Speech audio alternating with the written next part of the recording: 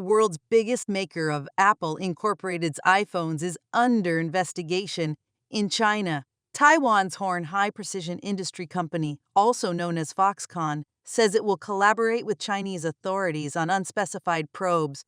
Foxconn, the largest supplier of Apple iPhones, plays a crucial role in China's technology industry and has recently come under investigation for tax-related issues in various locations across mainland China. As a result, the company's stock has seen a continuous decline. The market has also witnessed industrial Xi'an, valued at $44.66 billion, hitting the limit down, leading to speculations in Taiwan that this may be linked to Terry Gou, the founder of Horn High. The investigations into Foxconn in mainland China, encompassing both taxation and land use, have caused significant unrest on both sides of the Taiwan Strait, possibly driven by political factors. In response, Foxconn's parent company, Horn High Group, has actively chosen to cooperate. However, market reactions have been notably intense, with stocks of Terry Gou's subsidiaries in mainland China facing trading halts. Simultaneously, Terry Gou's participation in the citizen endorsement process for the 2024 Taiwan presidential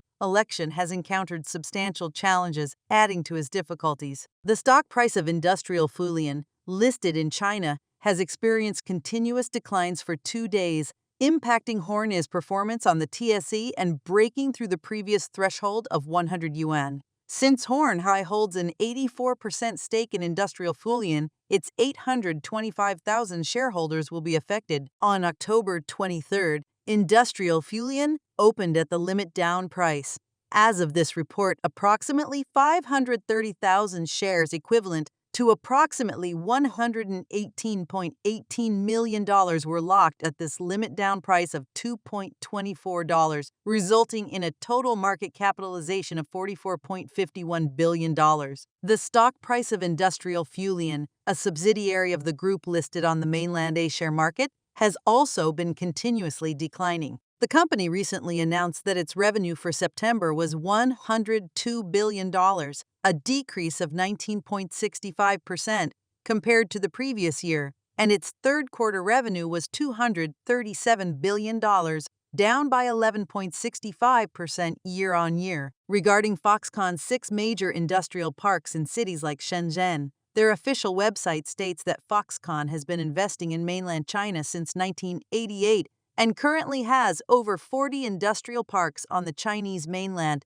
employing millions of workers during peak periods. Their product range encompasses consumer electronics, cloud network products, computer terminal products, components, and other areas, making them the world's largest provider of electronic technology and manufacturing services. In 2022, the group's revenue was approximately $229.46 billion, with a growth rate of about 10% compared to the previous year. The group's total imports amounted to approximately $83.16 billion, while exports reached approximately $130.69 billion. In 2022, they ranked 20th in the Fortune Global 500 list. So, why did China target Foxconn? Some politicians believe that the Chinese Communist Party's approach is a typical using commerce to encircle politics strategy, aiming to pressure Terry Gou into abandoning his presidential campaign to benefit the anti-green camp's consolidation. However, this tactic once again demonstrates that the Chinese Communist Party may not fully understand Taiwanese society. Currently, the instability in cross-strait relations has intensified the importance of elections in Taiwan.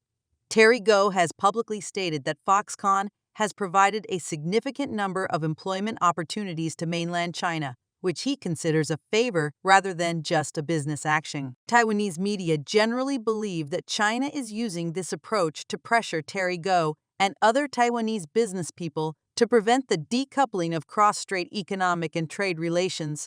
For some supporters of the Blue-Green Alliance, the investigation into Foxconn signifies China's retribution for Terry Gou's inappropriate remarks, aiming to make him withdraw from the race to facilitate a smoother Blue-Green Alliance. The goal is to apply pressure on Terry Gou and make him realize the reality of not decoupling cross-strait economic and trade relations. Additionally, It serves as China's response to Terry Gou's announcement of his candidacy. Zhu Fenglian, spokesperson for China's Taiwan Affairs Office, affirmed that mainland China treats all companies impartially and conducts investigations in accordance with the law, representing normal law enforcement activities.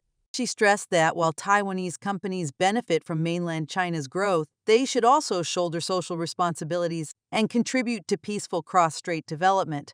Mainland China's unwavering policy of respect and support for Taiwan compatriots remains unchanged. She emphasized the Chinese Communist Party's intention to continue facilitating Taiwanese companies' investments, creating a favorable business environment, and enhancing policies to support the better development of Taiwan compatriots and businesses in mainland China. On October 24th, the vice president of Taiwan's Democratic Progressive Party, Lai Ching-te, cautioned against pressuring Taiwanese businesses. He stated that these Taiwanese businesses invest in China, thereby supporting China's economic development and creating numerous job opportunities. Foxconn is one of China's largest private employers. On the same day, the spokesperson for the Chinese Ministry of Foreign Affairs in Beijing's response strongly emphasized China's position and used it to rebut and counter the statements made by Vice President Lai Ching-te, highlighting their firm stance on Taiwan's status and dismissing any attempts to change that fact. In contrast, the United States handled the situation differently, allowing Lai Xi'an to give up her U.S. citizenship without interfering in Taiwan's elections. China, however, chose to directly warn Terry Gou through tax investigations. This underscores the significant differences in how the United States and China approach Taiwan's elections. After the tax investigation, the Democratic Progressive Party criticized China for openly interfering in Taiwan's democratic elections.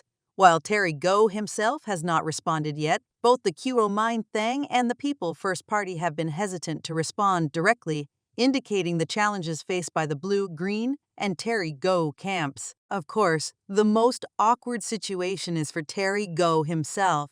If he were to withdraw from the race now, wouldn't that confirm that he was pressured by the Chinese Communist Party? Both his political career and business ventures would be caught in a dilemma, which is probably something Terry Gou did not anticipate. In addition to political motivations, China's government investigation into Foxconn has raised concerns about its subsequent economic impact. According to Chinese media citing data analysis from the 2023 Fortune Global 500 list, Foxconn employs a total of 767,000 people in China, ranking it third highest in the country, only after state-owned enterprises China Petroleum, Natural Gas Group, and State Grid Corporation of China. Given Foxconn's significant economic presence, its contribution to the Chinese economy is substantial. However, Chinese internet users have criticized the tax investigation of Foxconn, expressing concerns that the aftermath of the investigation could lead to capital market panic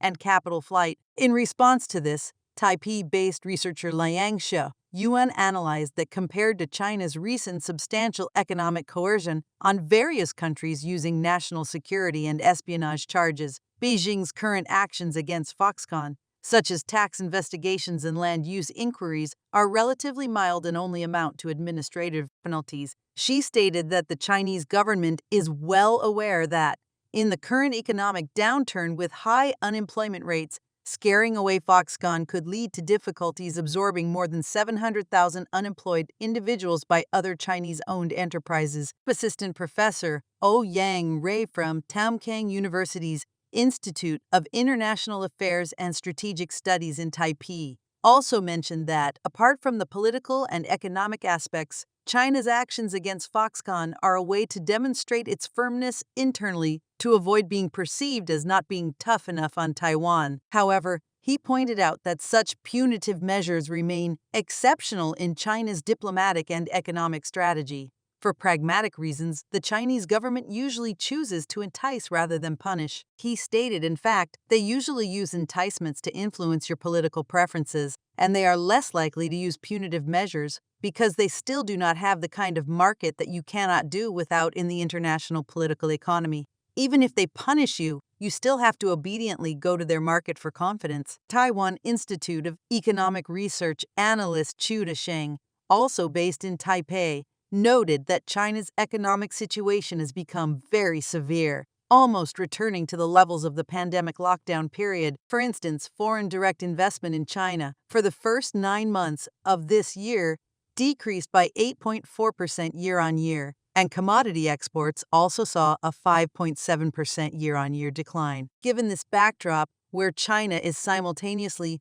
welcoming foreign investment while cracking down on Taiwanese businesses, it does not align with economic considerations.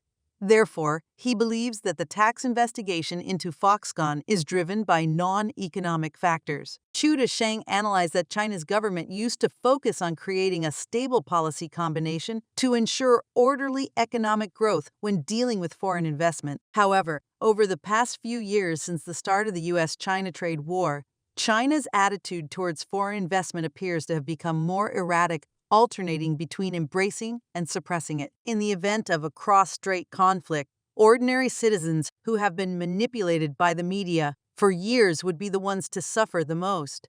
Their incomes have not increased, but the cost of living continues to rise, and now they have to bear the risk of war. It is truly a pitiful situation. Mainland China is taking advantage of the situation to undermine Taiwan's economy, causing anxiety among Taiwanese people and making their lives difficult.